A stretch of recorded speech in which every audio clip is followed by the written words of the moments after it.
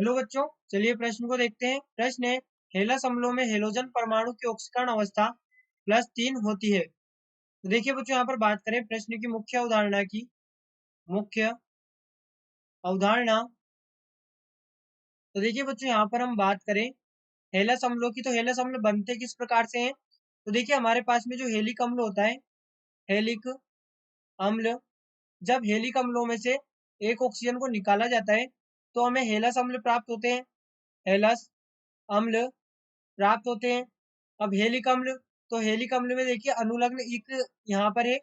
अनुलग्न इक यहाँ पर हमारे पास में है। तो देखिए होता क्या है, ये जो इक अनुलग्न है, इस इक अनुलग्न, ये इक अनुलग्न का प्रयोग कब होता है, जब जब केंद्रीय परमाणु, जब केंद्रीय परमाणु उच्च ऑक्सीकरण अवस्था में हो।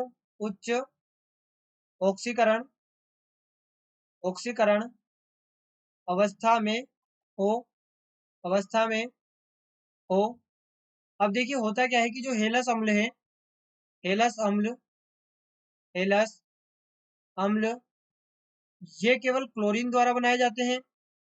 हेलस अम्ल जो कि केवल क्लोरीन द्वारा, केवल क्लोरीन द्वारा बनाए जाते हैं, बनाए जाते हैं। अब देखिए बच्चों, यहाँ पर हम बात करें हेलिक अम्ल की, तो हेलिक अम्ल किस प्रकार से होगा, यहाँ पर होगा HClO3, जहां पर क्लोरीन की जो ऑक्सीकरण अवस्था है वो +5 है। अब यदि इसमें से एक ऑक्सीजन को निष्कासित किया जाए तो हमें प्राप्त होता है HClO2, जो कि यहाँ पर एक हेलस अम्ल है।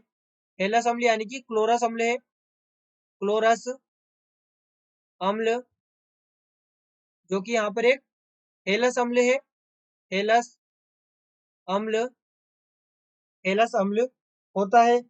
अब बच्चों यहाँ पर ध्यान दें कि जो हेलस अम्ल है, हेलस अम्ल में हम यदि ऑक्सीकरण अवस्था को देखें तो देखिए हाइड्रोजन जो होता है, हाइड्रोजन हमें पता है +1 ऑक्सीकरण अवस्था में होता है, +1 ऑक्सीकरण अवस्था में होता है। वहीं पर जो क्लोरीन है, क्लोरीन को यदि हम X मान ले तो हमारे पास में जो यहाँ पर ऑक्सीजन दिए गए हैं 2 ऑक्सीजन है, और ऑक्सीजन की ऑक्सीकरण अवस्था में पता है -2 होती है, तो ये बराबर है पूरा 0 के। तो यहाँ से हम देख सकते हैं ये होगा x - 3 बराबर 0, यानी कि x बराबर +3, ये हमारे पास में यहाँ पर होगा।